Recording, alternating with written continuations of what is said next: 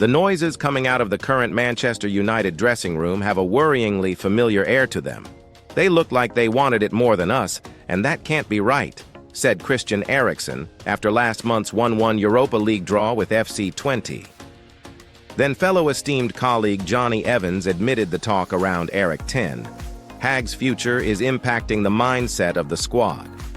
It does affect the players, he explained after the goalless draw with Aston Villa.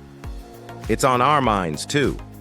That was the important thing, to show the spirit we have in the team. The angst has now been cranked up a notch by a telling, not overly unexpected concession from captain Bruno Fernandes. It's not a positive moment, he said, of United's mood while away on Portugal duty. We're not winning games, and the national team space is completely different. Fernandes, who was able to net for Portugal against Scotland last month, has not enjoyed his most fruitful start to the season and is yet to score from 11 outings in United's famous red shirt. It's about improving as soon as I get back there, Fernandes admitted, referencing his return to United after the international break. Making the goals appear again because I'm a midfielder that scores a lot of goals and has over the years always shown a very high level of goals. I have to live up to those expectations and to my standards. What I've been doing is not at all what I want for this season because I haven't scored at the club yet. I hope that once I get there, I can score and help my club get back to winning ways and be at a good level.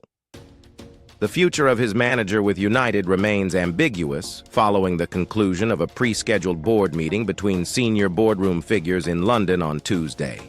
The Manchester Evening News understands that Ten Hag himself expects to still be in his job next week.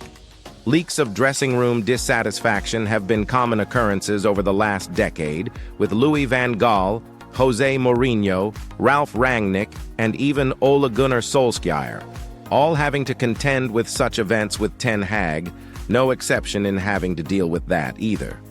Just over a year ago, several players were said to be becoming disillusioned with his tactics, and in March, some were concerned with running drills in training amid a spate of persistent injuries.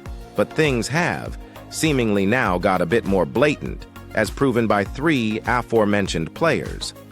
The recent admissions of Eriksen, Evans, and now Fernandes in front of TV cameras and broadcaster microphones does not bode too well. It is admirable honesty from all three, but does not offer the job reference Ten Hag needs at such a challenging time.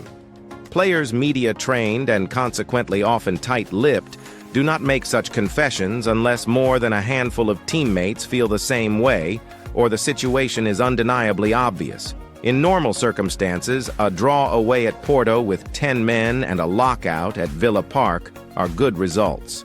But Fernandes' admission this week shows where United really are in context. Just 3 wins from 10 games in all competitions, just 2 in the Premier League. A table rank of 14th and scoreless in 3 league outings. Fortunately for Ten Hag, the schedule looks a lot kinder on paper, at least on the other side of this international break.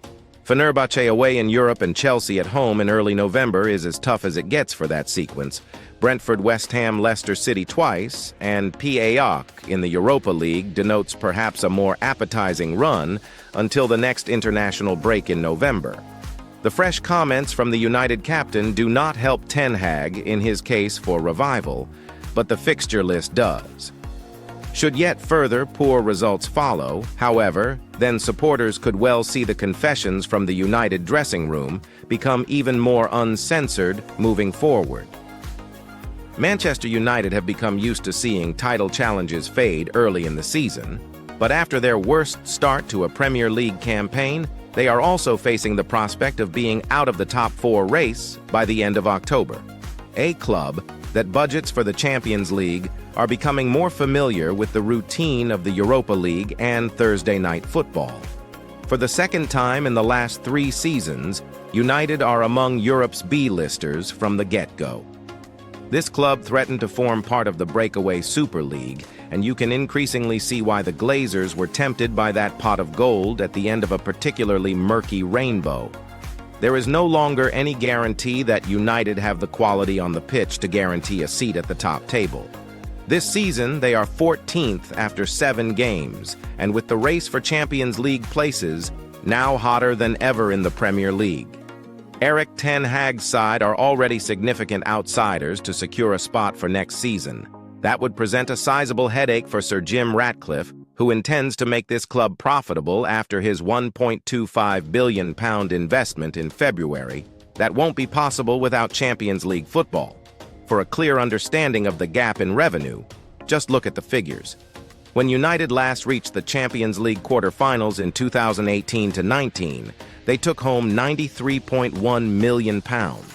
When they reached the Europa League quarter-finals in 2022-23, it was just £37.5 million. If this season doesn't recover, then once again, United will see the value of their Adidas shirt deal drop by £10 million, with a clause written into the new 9-year contract starting in 2025-26 that penalizes the club if they don't reach the Champions League. The importance of that competition to the club is clear and was laid out in black and white in the annual report. Take this bit on Europe.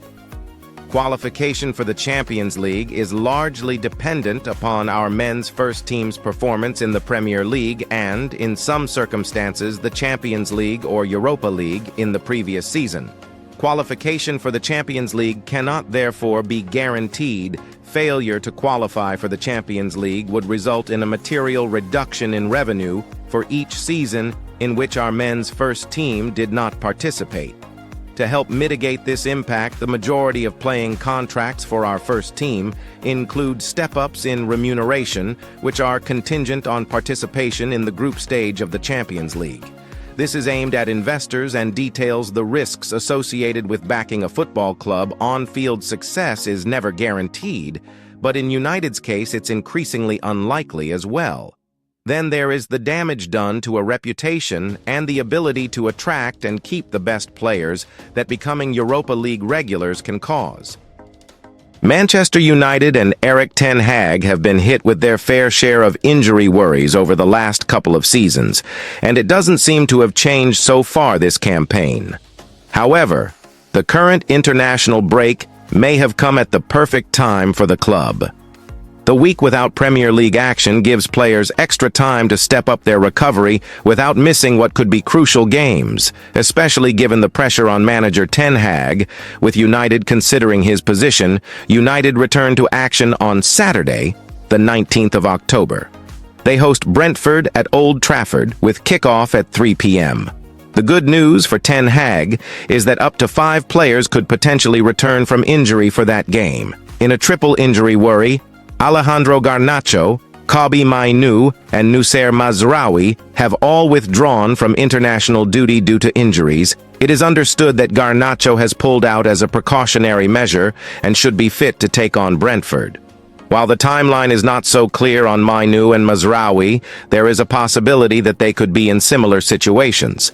Ten Hag may also be able to call on Mason Mount, who has missed the last 2 games with a knock and a head injury. The game against Brentford could also see the return of full-back Luke Shaw, who is yet to make an appearance this season due to a calf injury. Speaking last week, Ten Hag was hopeful that he could make his first appearance when the Premier League returns after the international break. While the match against the Bees could come too early for 3 other players, there may not be too much longer to wait until we see them all in action. Defender Harry Maguire has revealed that he will be out for a few weeks after being forced off in the first half against Aston Villa. Longer-term absentees Tyrell Malacia and Leny Yoro are also closing in on a return.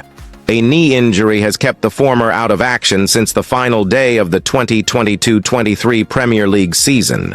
The 25-year-old has now taken part in training sessions on the grass at Carrington as he looks to build up his fitness. According to Premier Injuries, he could make his return at the start of November.